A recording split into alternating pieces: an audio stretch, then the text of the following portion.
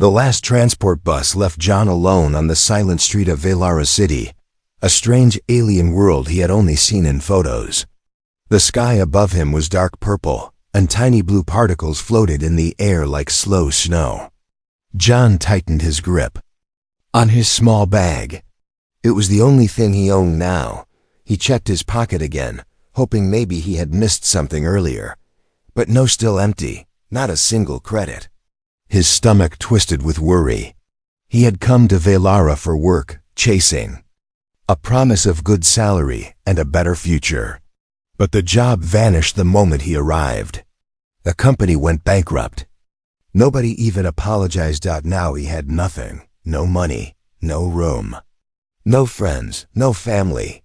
Just a cold alien street and a quiet night. He took a slow breath, trying not to panic. Around him, tall buildings glowed with soft blue light, and strange alien lamps floated in the air like jellyfish, giving the street an otherworldly shine. But John barely noticed the beauty. He was too lost in his thoughts. "Where will I sleep tonight?" he whispered. His voice echoed a little, and the empty sound made him feel even more alone. He checked his phone. The screen flashed, account balance, 0.00 credits. John closed his eyes. He felt hopeless. How could someone survive on an alien planet with no money? Every hotel he had walked into refused him instantly. Even cheap dorms were expensive. As he walked slowly down the street, he noticed a bright sign ahead. A glowing golden board with alien symbols and English translation underneath. Rooms for rent, landlady inside. John stopped. A room, maybe cheap? Maybe she would let him pay later. He stared at the building for a long moment. Something felt unusual about it. The windows were glowing with warm pink light, and the entrance door looked carved with soft curves, almost like it was a live dot, but he had no choice. He needed a place to sleep, any place. He stepped inside. A soft bell rang above his head, and the temperature changed instantly. It felt warm, almost comforting. The walls were smooth, shining like pearl, and the lights were dim but calm. Then he saw her, Alira, the alien landlady. She stood behind a counter, arranging some crystal papers. Her skin had a soft glow, like moonlight. Her long silver blue hair fell gently over her shoulders, and her teal eyes looked bright but lonely. She seemed around the human age of late 20s, but something in her aura felt older, wiser. The moment she saw John, she froze. A human, at her doorstep. At this hour, for a full 5 seconds, she didn't speak. She simply watched him, studying him with an expression he could not read. John felt nervous. He managed a weak smile. Hi, I'm looking for a room." She blinked slowly, then walked closer. Her steps made no sound, as if she was floating. "Do you have payment?" she asked softly. John swallowed. His cheeks burned with embarrassment. No. "Not right now," he said, "but I can pay later. I just need a place for tonight." Alira tilted her head slightly. Her glowing eyes slowly scanned him, his tired face, his worn-out clothes, the nearly empty bag on his shoulder. She saw everything. Then she asked a strange question. "Why are you alone?" John sighed. "My job disappeared. I don't have anywhere to go." Alira looked at him for a long moment, too long. John felt uncomfortable. It was like she was reading his emotions, not just his face. Finally, she spoke in a quiet voice. "Humans rarely come to this district," she said. "And they never come with empty pockets." John felt a chill. Was she warning him, refusing him, or something else? He forced a hopeful smile. "I just need one chance. I can work. I can help with anything, if you just let me stay." Alira walked around him slowly, her eyes never leaving his face. For a moment, John felt trapped, like prey under observation.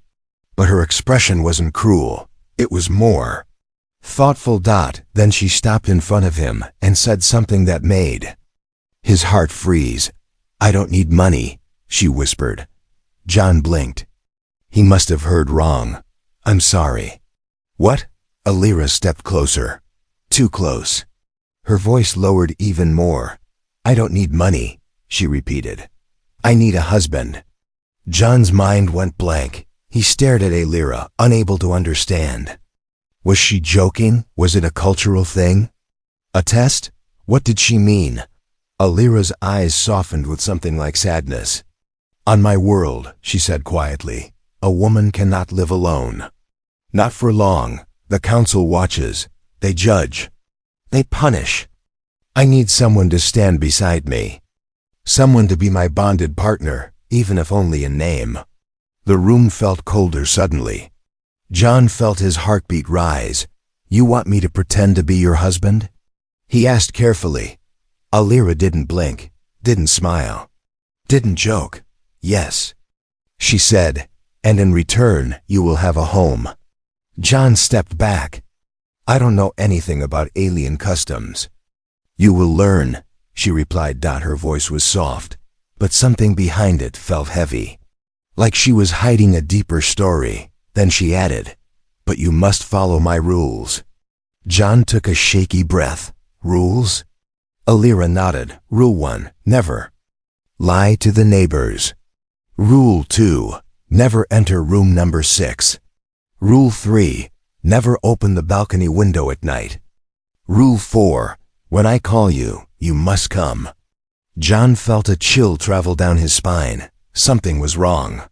Something was strange. Something was dangerous. But he had no money, no shelter, no choice. Alira extended her hand. "Do we have a deal, John?" The lights flickered above them, as if the house itself was waiting. John slowly reached out, hesitated, and touched her hand. The moment he did, a soft pulse of warm light passed between them. Alira whispered, "Welcome home, husband." Fade out, suspense complete.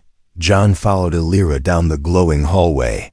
Still confused, still shocked by what she had asked of him. The house felt strangely warm, almost alive. Soft lights glowed from the walls like they were breathing. Every sound echoed differently, as if the building was listening. Alira walked ahead silently. Her steps didn't make noise. Her silver blue hair shifted like it was floating underwater. She didn't look back to see if John was following. She simply knew he was. John kept a little distance, unsure if this was safe or insane. After a moment, Alira stopped in front of a wide room with a soft teal door. She touched the door gently, and it opened by itself.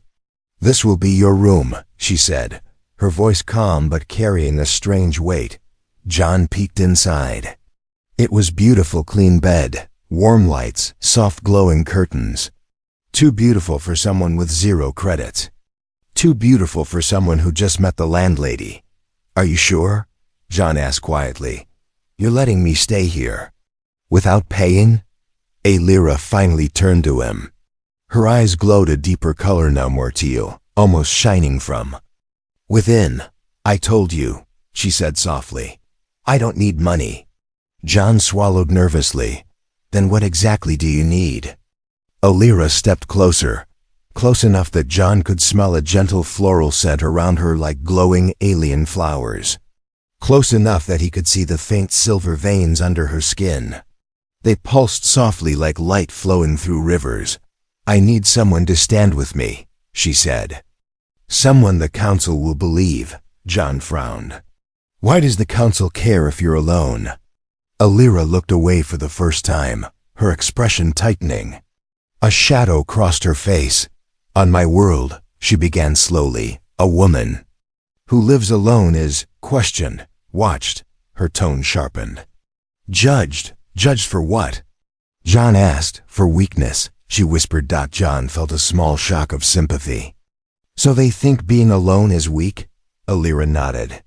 "A bond husband or mate gives protection. Without it, you're vulnerable. You can lose your home, your rights, even your memories." John blinked. "Your memories?" Alira's eyes flashed. "Do not ask about that." The sharp tone made John step back. For a moment, he saw something in her eyes, fear. Or maybe pain. But then, just as quickly, she breathed out, calming herself. "All you must do," she continued softly, "is stay by my side when the council comes, smile when neighbors speak to you. Act like my husband." John stared at her. She spoke with gentle words. But something felt off. The air felt heavier. The house felt like it was listening. "What exactly do I need to do?" he asked carefully. Alira raised her hand and started counting her fingers one by one. Rule 1. Do not lie to the neighbors. John nodded slowly. Rule 2. Never enter room number 6. His heart skipped. What's in there? Alira's eyes darkened. A past that should remain locked. He felt a cold shiver run down his arms. Rule 3. Do not open the balcony window after sunset. Why? Alira leaned closer. Because something waits outside. And it calls my name.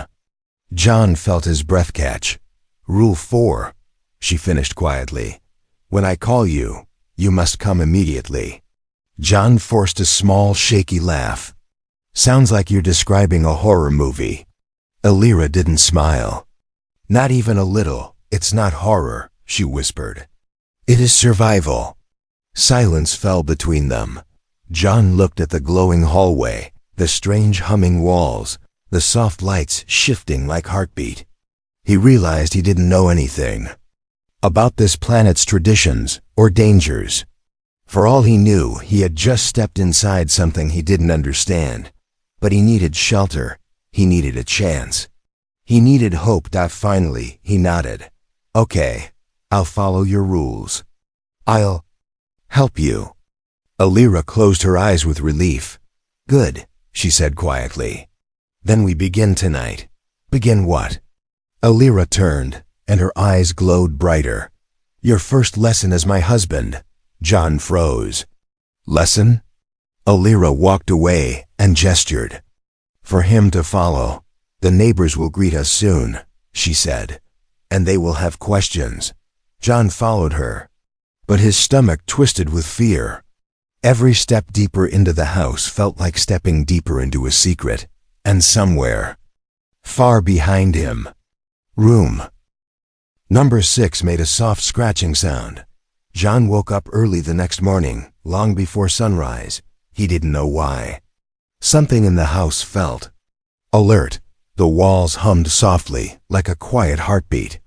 The lights above him flickered in a slow rhythm, as if breathing.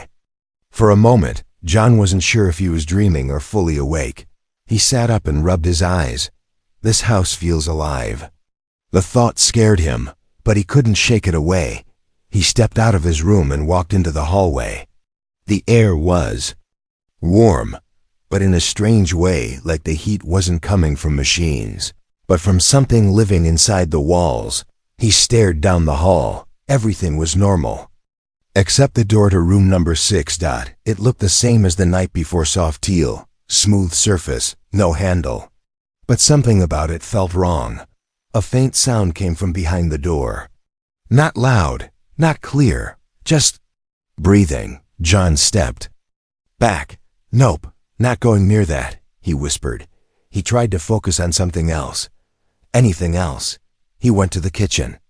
It was beautiful, glowing shelves, soft blue bowls, floating cups. Alien technology everywhere. But as he reached for a cup, it moved slightly on its own, sliding closer to his hand. John froze. Did you move? The cup made a small vibrating sound, as if responding. His heart jumped. Okay, that's weird. The whole house felt like it was watching him. He made tea anyway, his hands shaking slightly, and sat at the table. He took one sip, and the warm drink helped calm him a little. Then he heard footsteps behind him. He turned. Alira stood in the doorway, wearing a flowing silver robe that shimmered like water. Her eyes glowed softly in the dim light.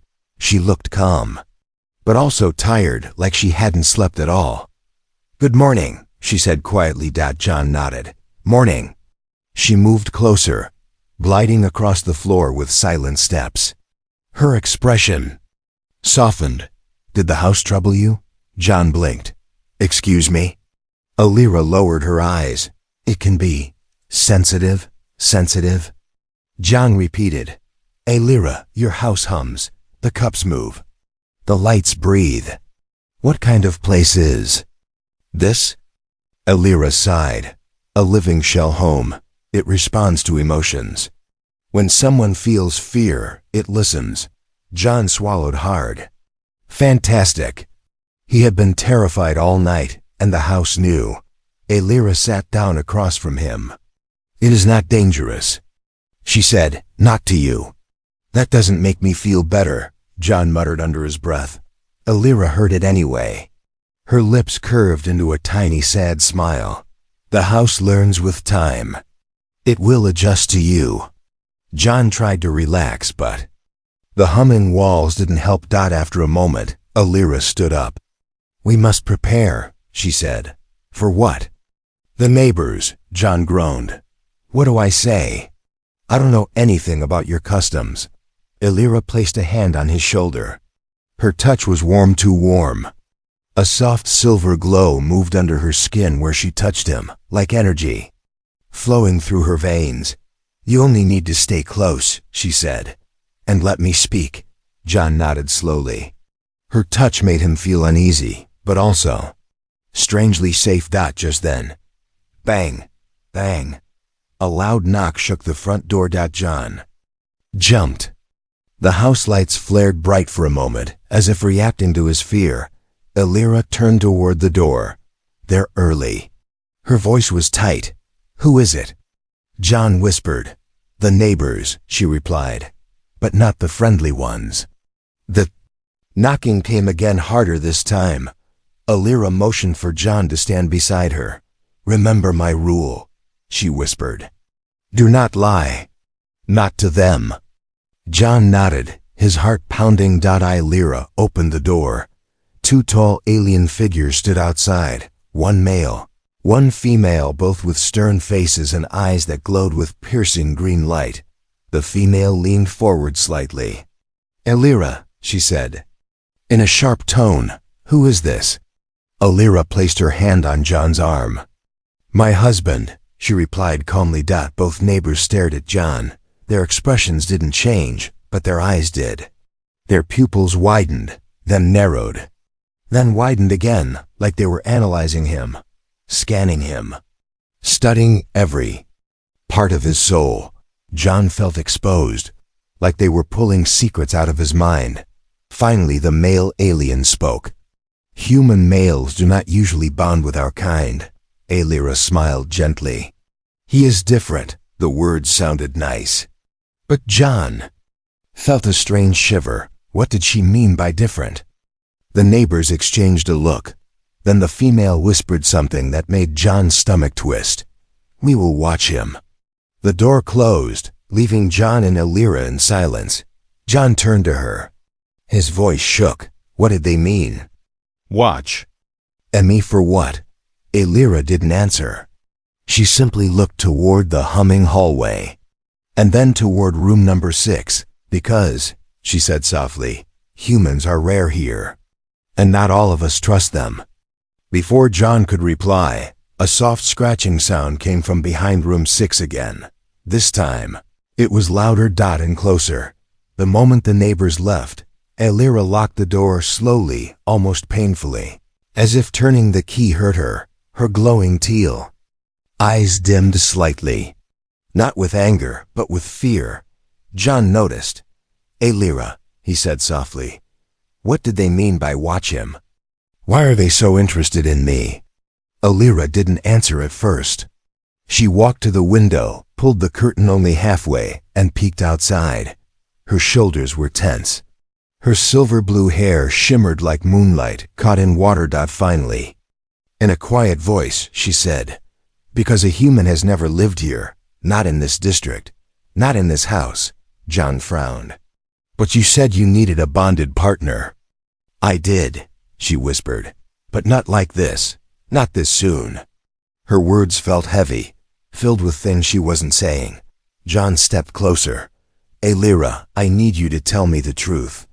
I can't help if I'm blind. She turned around and looked at him. Really looked at him like she was deciding something dangerous. You saw the photo, she said. John blinked. What photo? Elira hesitated, then walked to a cabinet. She opened a drawer and took out a small crystal frame. She held it in her hands, staring at it for a long moment before giving it to him. John looked. The photo showed Elira standing beside another figure, tall, strong. But the face was completely scratched out. Deep marks, like claws. John felt an uncomfortable chill crawl up his spine. Is that your husband? He asked carefully. Elira's voice dropped to a whisper. He was. John felt her pain in the air like a heavy fog. He didn't know what happened, but he could see it had broken something inside her. What happened to him? He asked gently. Elira pressed her lips together, her eyes darkening. He left, she said simply. John waited. He knew that wasn't the whole truth, but Elira wasn't ready to say more. Instead, she walked toward the hallway with slow, soft steps. She paused near the door of room number 6. Her hand almost touched it. Almost, but she pulled back. Do not ever go near this door again, she whispered. John swallowed. The scratching sound from earlier echoed in his memory. What's inside, Elira? He asked quietly. Elira took a slow breath. Something that should not wake. Her voice trembled. John opened his mouth to ask more, but Elira suddenly snapped. Her head toward the balcony door. The lights in the hallway flickered. A cold breeze whispered through the cracks of the window. Elira's voice tightened. It's starting again. Starting what? John said, trying not to panic. Elira walked toward the balcony slowly. Her steps were cautious, like she was approaching a wild animal. She reached the balcony curtain and held it between her fingers. Then she whispered, Nightfall pulls the memories. What memories? Before she could answer, a soft sound echoed through the house, a distant voice. John froze. It wasn't Elira. It wasn't him. It sounded like a man calling Elira's name from somewhere outside. Elira. The voice was distant but clear, sad, broken. John stepped back. Who is that? Elira's face turned pale. Don't listen to it. But the voice called again. Elira. Her hands shook. Her eyes glowed too brightly now, bright enough to light the dim hallway. Elira. Who is calling you? John asked quietly. She closed her eyes, pain twisting her face. My husband. John's blood ran cold. But you said he left. You said he left his body, she whispered, not his voice. John felt the air around him shift. The temperature dropped. Even the house's walls vibrated with a nervous hum, like it feared the voice outside too. Elira grabbed John's arm suddenly. Her touch was burning hot. Do not open the balcony window. Do not go outside at night, no matter what you hear. John nodded shakily. Why is his voice still here? Elira lowered her head. Because the bond is not broken. John couldn't breathe. You're still connected to him? Elira looked him directly in the eyes. Her voice was soft, almost pleading. He was my chosen mate. Our souls were tied. When he died, part of him stayed behind. A tear slipped down her cheek. He cannot cross over. He cannot rest. And he calls for me every night. John's heart cracked a little for her. But why me? He whispered. Why choose me to replace him? Elira didn't answer with words. She reached toward John's chest, her fingers glowing slightly. She pressed her palm gently over his heartbeat. The house lights dimmed. The walls pulsed. John felt warmth spread through his chest like his heartbeat responded to her touch. You have a rare heart, she whispered. And my world is drawn to hearts like yours. John stepped back, breathing hard. That sounds dangerous. Yes, she said, but also safe for me. John looked at her with fear and sympathy mixed. What happens if I break one of your rules? He asked. Alira's eyes shifted toward room number 6, and her voice dropped to a whisper. Something will wake. Before John could ask Scrotch, a long, slow, hungry sound came from behind the door. John froze. Alira grabbed his wrist. Stay close, she whispered. Tonight will be worse. John barely slept that night. Every time he closed his eyes, he heard the same 3 things. The slow hum of the living house. The soft broken voice whispering Alira's name from the balcony. And the deep, hungry scratching behind room number 6. By morning, he felt drained. But Alira seemed worse. She sat at the kitchen table in silence, her eyes dimmer than usual, her silver blue hair dulling at the edges. Her palms trembled slightly, and she held a cup without drinking. John wanted to ask if she was okay, but before he spoke, knock, K-N-O-C-K. Knock. 3 loud, heavy knocks shook the entire house. Alira's face went pale instantly. She stood so fast her chair scraped the floor. They came early, she whispered. Who? John asked, already nervous. Alira grabbed his arm with strong, almost desperate force. The council. John's stomach dropped. Now? Why? They sensed something, she whispered. They visit only when they suspect a lie or a danger. Before John could react, a sharp sound echoed through the house, a metallic chime that vibrated the lights. Alira's eyes widened. Stand beside me.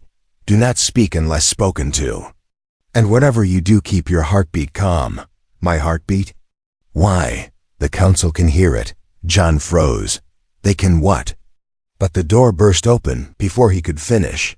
3 tall alien figures entered, covered in long black robes decorated with glowing green symbols.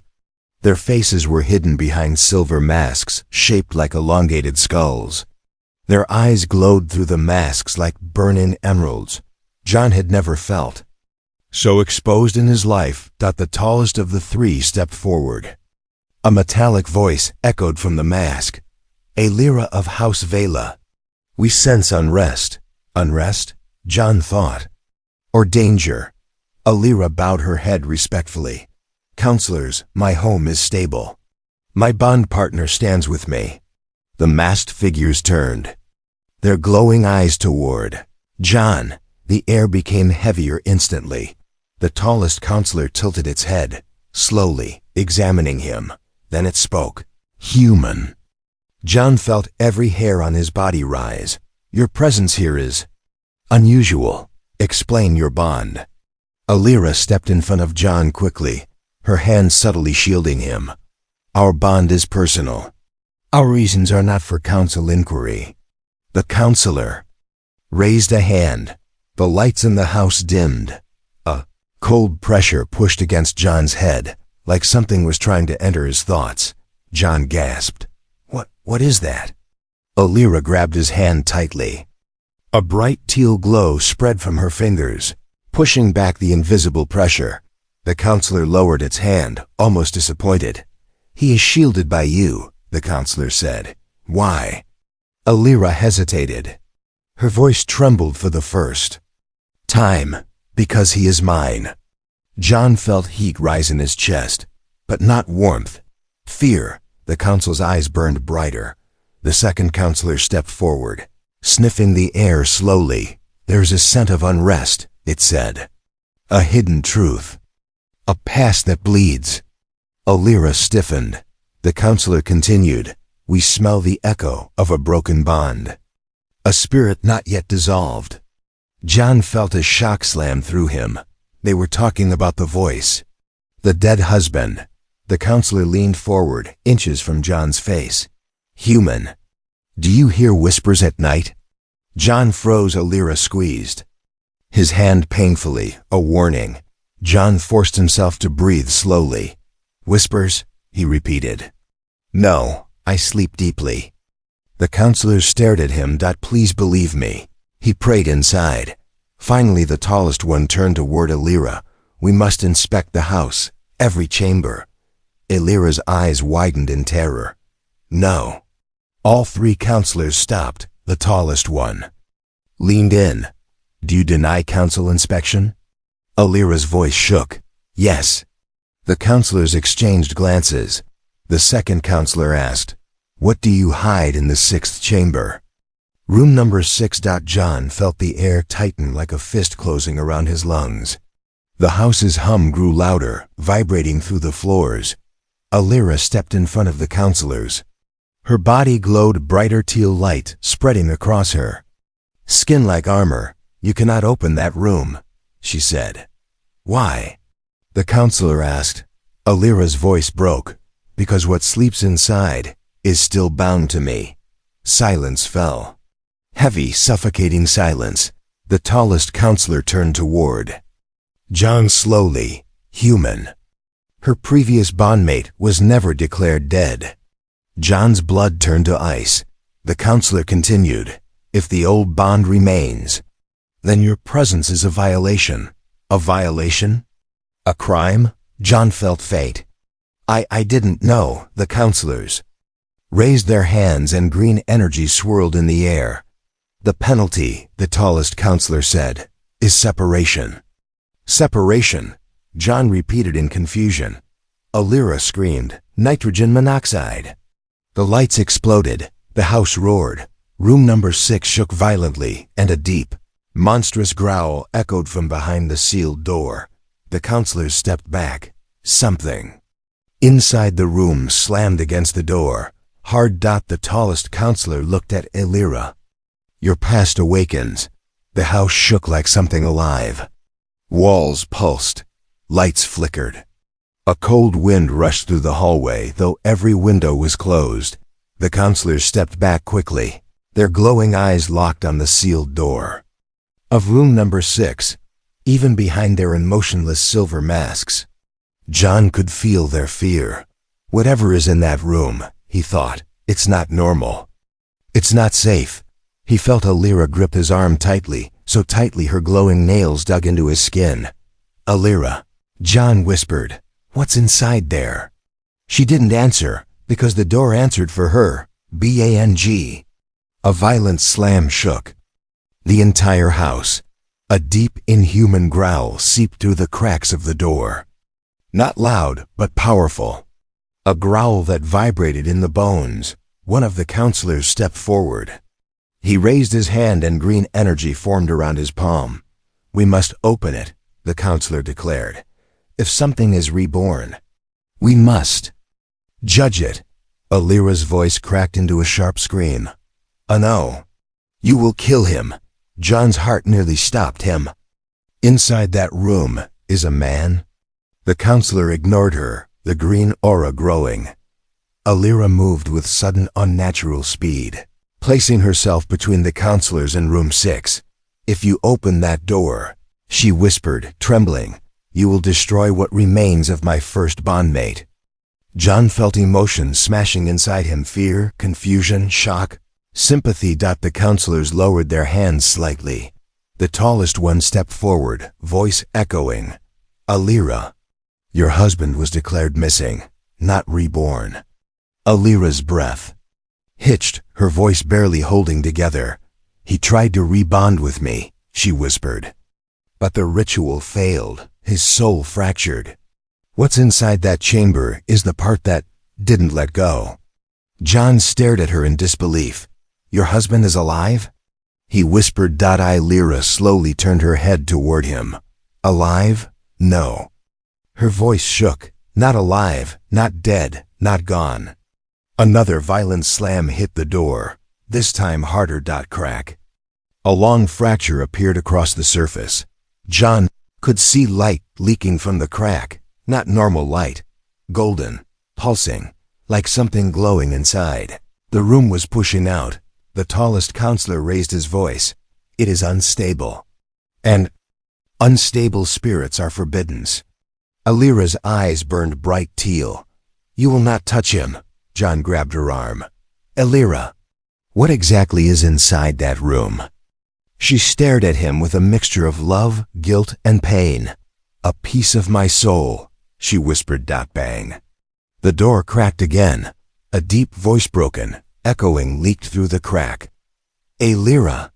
John felt ice run down his spine. That voice. The same voice from the balcony last night. The voice of her dead husband.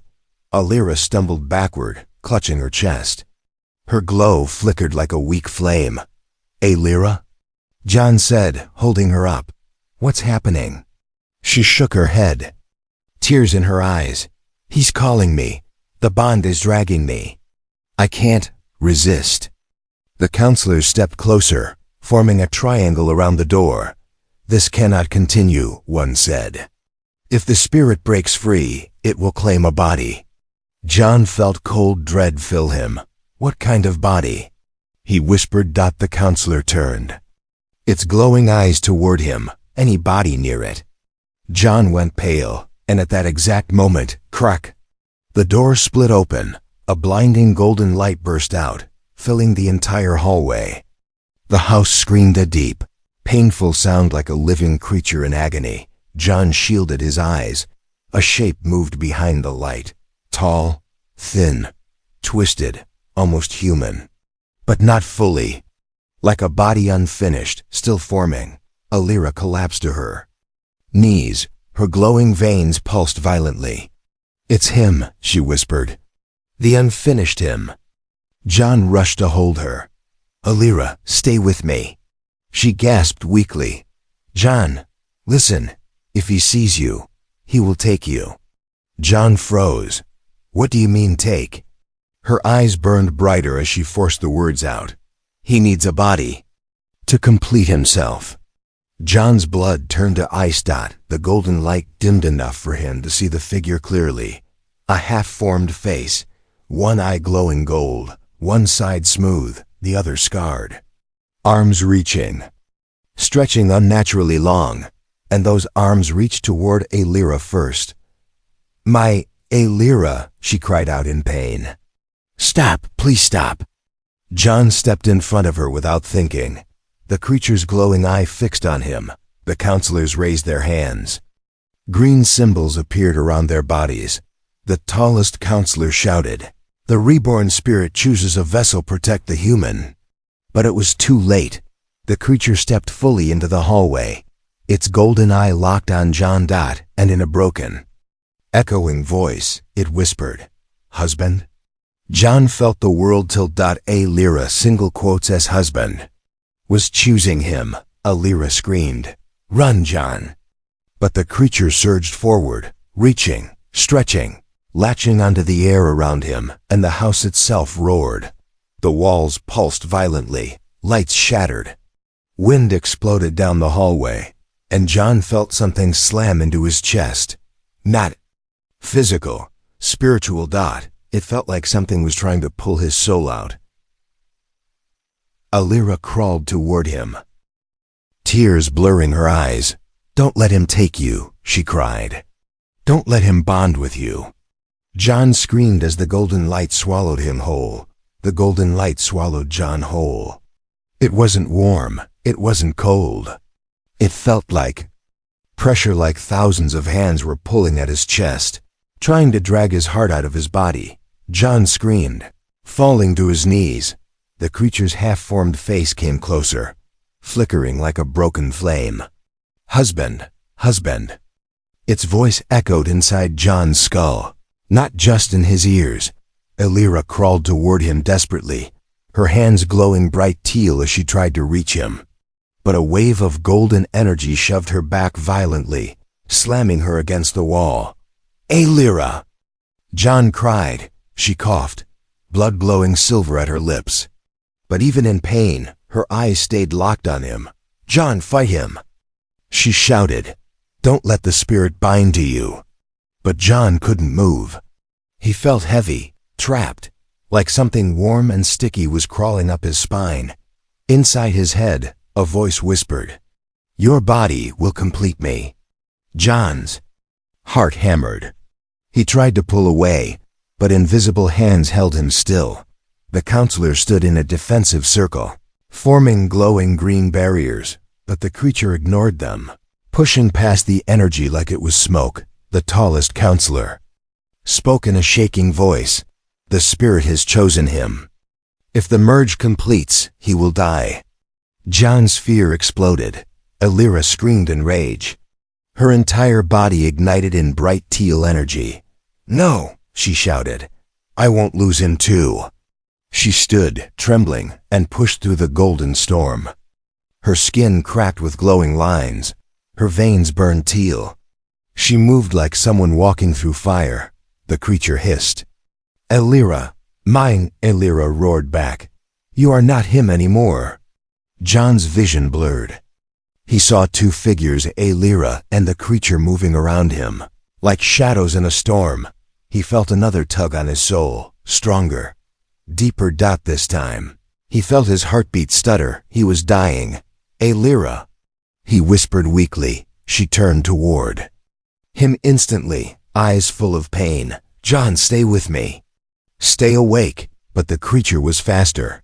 Its golden arm wrapped around John's shoulders, pulling him toward its half-formed chest. "Merge. Merge." John's head spun. He saw flashes, the creature's memories. Elira laughing. Elira crying. Elira holding a man with glowing hair. Her real husband. And then, the moment he died. A ritual gone wrong. A bright explosion. Elira screaming his name. His soul breaking, splitting, shattering into pieces. One piece trapped here. In this house.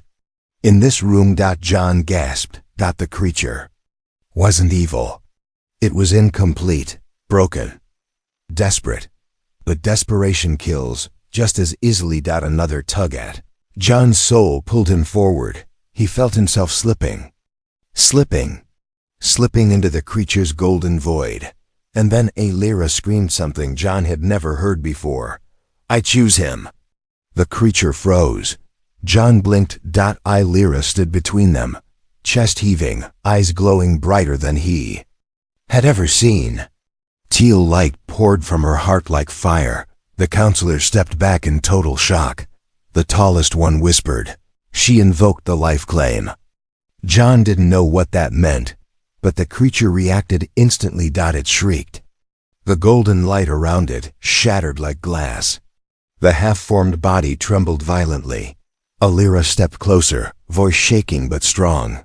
"Old bond," she whispered. "I release you." The creature howled.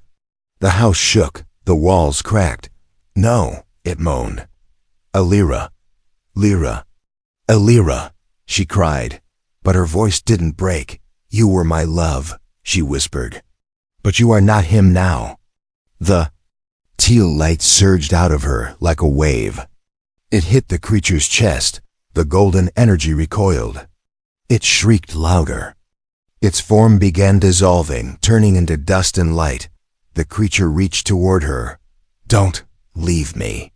Elira closed her eyes, tears falling silently. "I already lost you," she whispered. "But I will not lose him too." The golden spirit looked at John. For a second, its eyes softened, like it understood. Then boom. A final burst of teal and gold filled the hallway. When the light faded, the creature was gone. Only a faint golden mist drifted in the air before dissolving completely. The room fell silent. The house stopped humming. Everything became still. John collapsed, gasping for breath. Elira rushed to him, holding his face gently. "John, look at me. Are you alive?" He nodded weakly. Her touch felt warm, real, alive. Elira broke into tears of relief. "Thank the stars." John tried to sit up. "Elira, what was that? What did you do?" She brushed his hair back gently. "I chose you," she said softly. "In my world, a life claim erases the old bond forever." John swallowed. "So your connection to him, it's gone?" Elira nodded, tears glistening in her eyes. "It broke when I protected you. It means my future belongs with you now." John stared at her. Fear, relief, shock, and something else, something warm, mixed inside him. "Elira," he whispered, "what happens now?" Alira smiled through her tears, a small, fragile, beautiful smile. She said, "We truly begin our bond, if you want it." John looked at her glowing eyes, her trembling hands, the love and pain in her face, and he whispered, "I'm not leaving." Alira closed her eyes, resting her forehead against his. The living house hummed softly, not in fear this time, but in peace. The counselors bowed silently and left.